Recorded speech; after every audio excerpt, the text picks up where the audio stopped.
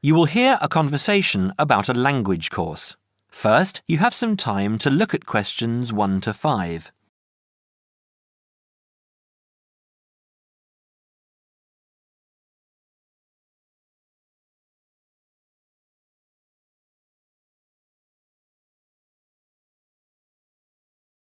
You will see that there is an example that has been done for you.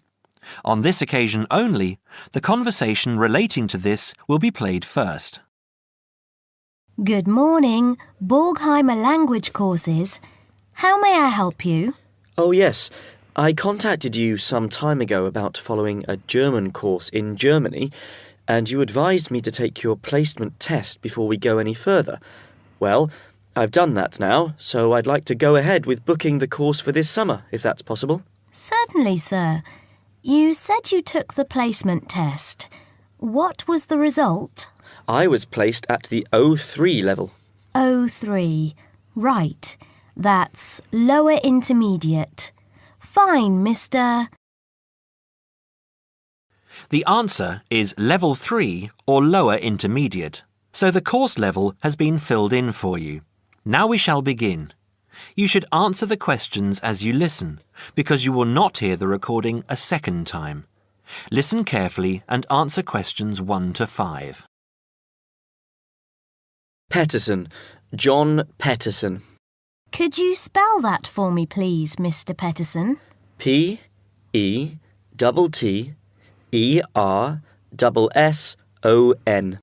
That's a double T and a double S. Am I right? That's right. Now, could I ask you where the course takes place? Well, we offer courses in Hamburg and Berlin. For your level, there's never a problem. There are always plenty of people for the intermediate classes. Oh dear. Does that mean that there might be a lot of students in my class? I wouldn't be very happy about that. No, don't worry, Mr. Peterson. The maximum class size is 12, but I've never known there to be more than 9 or 10 in a class. It could even be 5 or 6. Good. Actually, I'd prefer to study in Berlin. And how long is the course? 3 weeks, 5 hours a day. 2 hours only on Saturday. Sundays free. I see. And what about accommodation? There you have a choice, Mr. Peterson. You can either stay with a German family who are used to having such guests, or you can stay on the university campus, or we can book you into a nearby bed and breakfast. Is there a big difference in price? Not really. Staying with the family works out the cheapest, and the bed and breakfast is a bit more money. Staying on the university campus comes somewhere between the two price-wise, but Berlin is not too expensive anyway. Which do you recommend? Well, if you want to practice your German and be part of a German family, I would recommend staying with a family. Our families are all hand-picked, and we've never had any sort of complaint. Yes, I'll probably do that then. What are the dates of the course? The first summer course starts on the 1st of June in Hamburg and a week later in Berlin, which is what would concern you as you have chosen the Berlin course. That's the 8th of June. The next course would begin on the 2nd of July and then... The 2nd of July course would be perfect for me. Can you put me down for it now? Certainly, Mr. Peterson. Can I have your address, please? 26 Mayfield Drive, Orpington, Kent. I'm afraid I can't remember the postal code. Don't worry, Mr. Peterson. I'll check on it. Before you hear the rest of the conversation, you have some time to look at questions 6 to 10.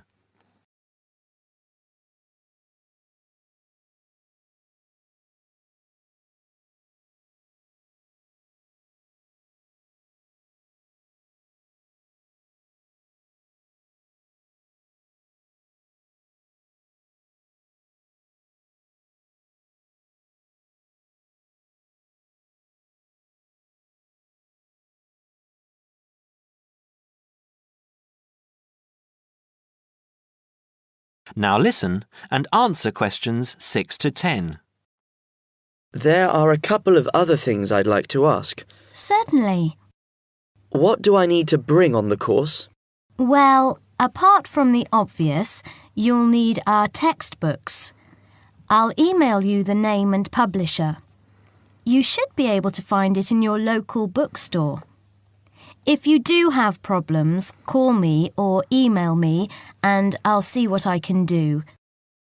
We provide the computers, computer disks, translation exercises and all that sort of thing, but you will need a good dictionary. We recommend Langenscheidt, which is more than adequate for your level. You don't have to go and spend a lot of money on an expensive dictionary. Not yet, anyway. Maybe you will when your German reaches a very high standard. That would be very nice. Now, finally, what about the cost of the course? And how do I pay? Would you like to pay that in pounds or in euros? Euros would be fine. In that case, it's 550 euros. You can pay by credit card if you like. Oh dear, I'm afraid I haven't got a credit card. How else can I pay? That's not a problem, Mr. Peterson. You can pay by bank transfer. Fine. By the way, I forgot to mention I am a full-time student. Have you got a student card? Oh yes. Then that does make a difference, you'll be pleased to hear. You are entitled to 35% off the full price. And if you can persuade a few people to join you, it would work out even cheaper. How do you mean exactly? Well, for every 5 people you find, 1 goes free. In other words, if there are 6 of you, you get 1 free course. Of course, in reality, you would divide up the savings amongst you, presumably. Right. Well, I'll see what I can do. Thank you. Not at all, Mr. Peterson, and I'm sure you'll enjoy the course. There are, of course, sightseeing possibilities. Would you like me to send you our brochure describing them? Yes, thank you. I'd appreciate that. Anyway, thanks for your help. If I want to call back, who do I ask for? Susanna. I'm here most of the time.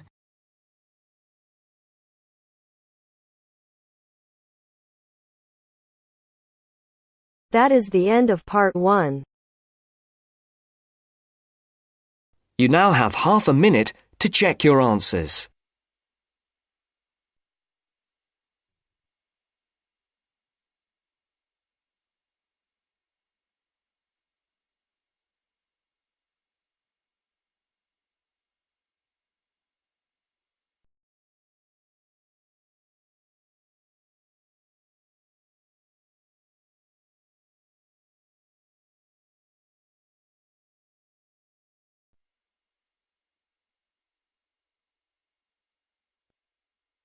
Now turns to part 2. Part 2. You will hear a recorded message giving information about an animal park. First, you will have some time to look at questions 11 to 15.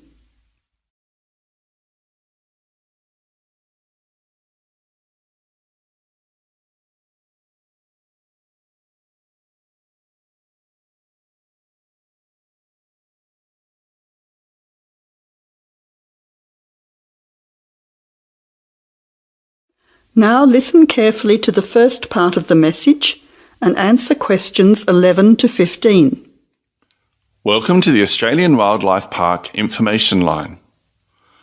The Australian Wildlife Park is very proudly owned and operated by an Australian family, John and Amanda Brooks, who operate the Australian Wildlife Park with their children, David and Sandra. The family doesn't receive any government assistance. It's solely funded by tourists visiting the park. Thank you for your support and assistance. When the Brooks family purchased the Australian Wildlife Park in 1987, the park housed a small collection of animals and birds on a modest 5-acre or 2-hectare property. A few years later, the park doubled in size when the family purchased the adjoining property. Also, the collection of animals started to boom. In May 2003, the family designed and built a new park in the public open space, once again more than doubling in size. The park now features about 200 species with more than 2,000 head of animals, birds and reptiles. Regarding the entry fee, adults pay $23, children aged 3 to 14 pay $10, age pensioners are $17 and students are $16. One of the great things about the Australian Wildlife Park is that all of the attractions are included in the entry fee. No extra money is needed around the park, so make the most of your experience. All shows, talks, photo opportunities and animal food are included in your entry fee. In addition, the Australian Wildlife Park is open every day of the year from 9 a.m. to 5:30 p.m, except Christmas Day, 25th of December. Before the final part of the message, you now have 20 seconds to look at questions 16 to 20.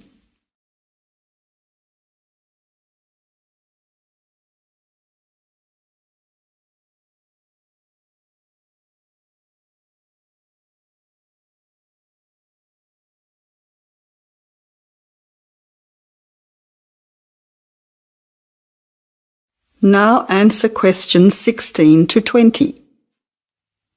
Several attractions are available to visitors to the Australian Wildlife Park. Firstly, you can meet the koalas between 10 a.m. and 4:30 p.m. Here, people can view the koala colony in a natural environment. Another attraction is to feed the kangaroos between 9 a.m. and 5:30 p.m. Visitors can take a walk through the kangaroo enclosure, viewing them in a natural environment. Kangaroo food is provided and the kangaroos are very friendly. Also enjoyable are the wombats. At 11 a.m, 2 p.m and 3:45 p.m, there are interactive shows where the team is delighted to introduce you to these popular animals. Other attractions that may interest you are an interactive farmyard, suitable for children of all ages. Animal food is provided and the animals are very friendly. In addition, the working farm is where the country comes to town. Visitors can milk a cow, bottle feed a lamb, watch farm dogs gathering the sheep. All the excitement of a real Australian farm. When they ask for volunteers, be sure to put your hand up. Everyone can get involved. We at the Australian Wildlife Park hope all our visitors have an enjoyable time. See you soon! That is the end of part 2. You now have half a minute to check your answers.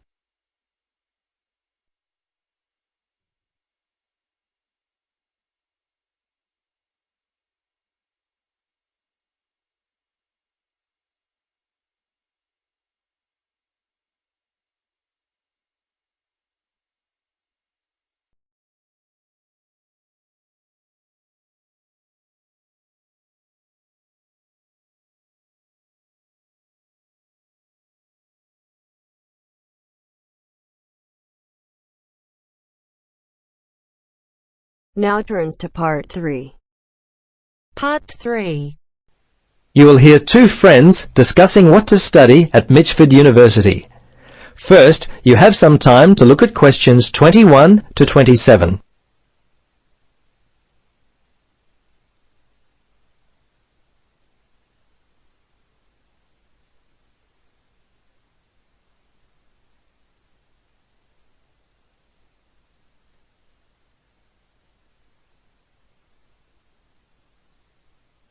Now listen carefully and answer questions 21 to 27. Hello, Gloria. Hi, Paul. I just heard that you're studying psychology this year. At the moment, that's true, but to be honest, I'm not sure exactly what to study. You're in your third year at university. Do you have any advice for me? Well, it's a difficult question for me to answer, but I do have some ideas based upon my personal experience that may be of help. Anything would be helpful at this point. I'm feeling a little worried about what I should do. Well, there are a few things that I would recommend.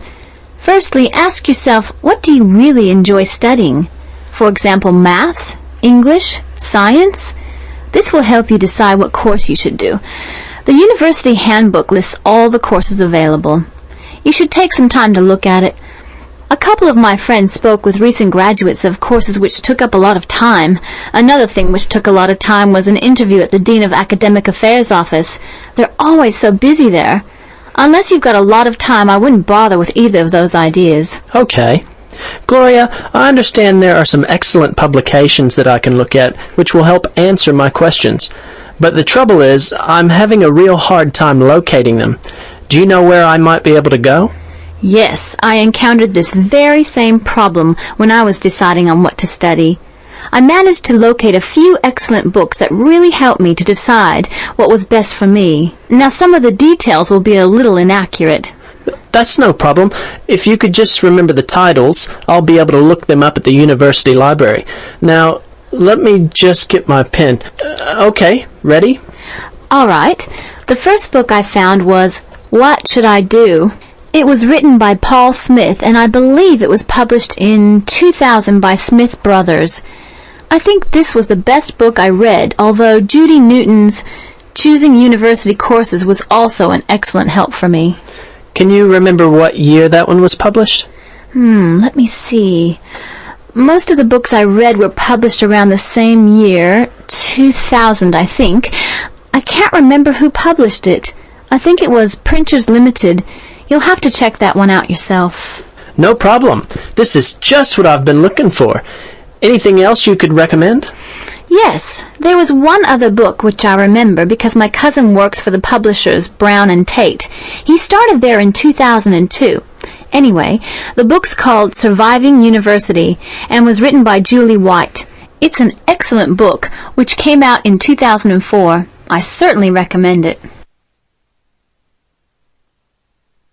Before you hear the rest of the conversation, you have some time to look at questions 28 to 30.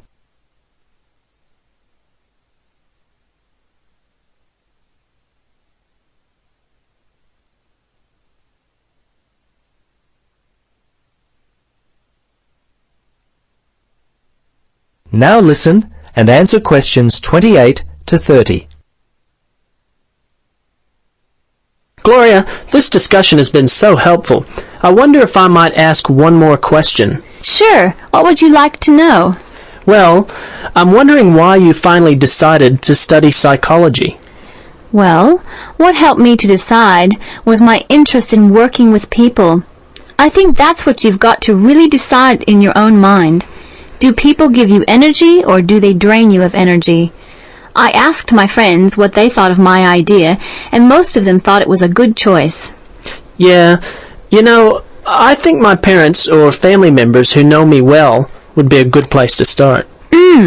I think if you like to research subjects, you might prefer to work by yourself. That could help you to decide what area you should study.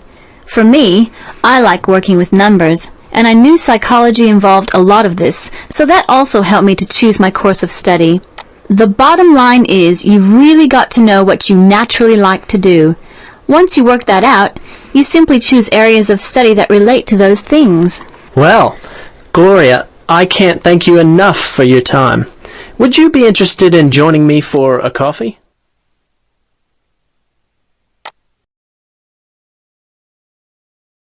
That is the end of part 3. You now have half a minute to check your answers.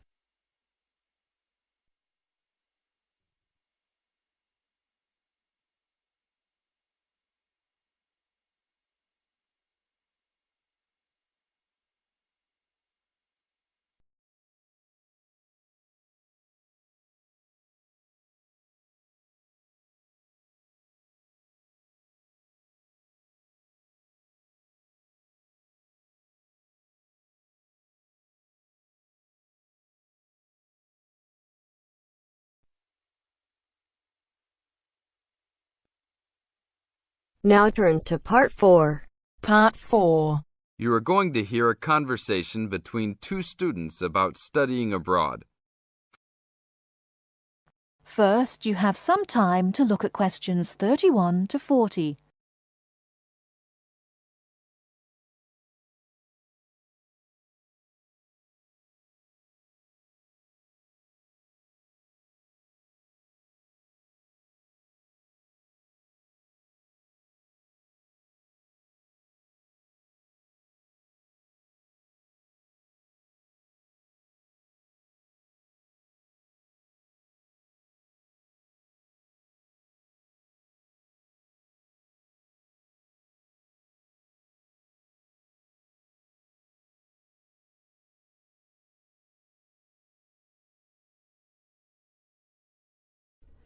Now listen carefully and answer questions 31 to 40. Hey Mary, how's school going? Haven't seen you in a while. What have you been up to? John, good to see you again. I've been really busy the last couple of weeks. I'm applying to study abroad next year. Really? So am I. I think it will be a great experience to be able to study in another country. What country do you want to go to? At first I wanted to study in Africa, but my parents really don't want me to go there because they think it will be dangerous. So now I'm thinking about going to Spain, Italy or Japan. Actually, I think Africa would be a fascinating place. I would want to go there to visit. Maybe not to study, but definitely I would want to go visit. For next year, I want to go to either China or Germany to study, but my parents can't afford any European countries, so maybe... Why China or Germany? Well, I want to go to China because I think it's a really interesting country with a long history. Plus, it has been changing so much, and I think it is a great time to be there. I really want to improve my Chinese also, and I've been taking Mandarin courses the last 2 semesters. I would want to go to Germany because my mother is German, and I want to learn more about my cultural background. How about you? Why the countries you chose? Well, I want to go to a Spanish-speaking country. I took Spanish in high school, so I figure if I go to a Spanish-speaking country, I'll be better off knowing some of the language already. But I have already been to Mexico many times, and South American countries don't have classes for my major, except for Brazil, but they mostly speak Portuguese there. I would want to go to Italy because I want to do a study about ancient Roman civilization. It has always been a dream of mine to go and see Pompeii and the volcanic ruins. Plus, my family has Italian roots and I love Italian food. I want to go to Japan mainly because my girlfriend was born in Japan and always tells me all of these fascinating stories about Japanese history and culture. I am a big fan of sumo wrestling also, so I've always wanted to see a sumo match in person. I really love sushi and almost all Japanese food. Recently, I have started to watch some Japanese baseball too. But of course, these are all secondary reasons. My main reason is of course my girlfriend and understanding her culture. I don't speak any Japanese though, so that is my major drawback. I think it is much better to go to a country if you can speak the language. That's great. When do you have to decide by? I have to finish all my applications this week. I'm really stressed trying to finish everything, on top of all my schoolwork. I'm almost done with my applications. I just have to finish the Italy application. I think my last choice is Italy, so I'm doing that one last. How long do you want to go for? I think I'm only going to go abroad for 1 semester, or else I won't be able to graduate on time. I have many classes left until I can finish my degree, and I'm not sure if I will be able to take them studying out of the country. I think I might be able to study in Spain because my Spanish is fluent, but definitely not in Italy or Japan, unless they have classes offered in English. I want to go for a year. I've heard that it's better to go for a year because you get a full experience and get a better grasp on the language. But I understand that most people can't finish their degree in time. It was hard trying to decide which country I would rather go to, but I think my first choice is to go to China. I know Germany will be great also. Either way, I will be thrilled to have the opportunity to study there. What's your first choice? I really don't have one. Actually, I think I'm like you. Just being able to study in another country will be great. Either Japan or Spain will be awesome. Italy will be awesome too. But I've been there a bunch of times, so I think I prefer to go somewhere else. Sounds exciting. We'll have to go to class now. It was great talking to you again. See you around next time? Yeah, sure. See you around. Hope that everything goes well. That is the end of part 4.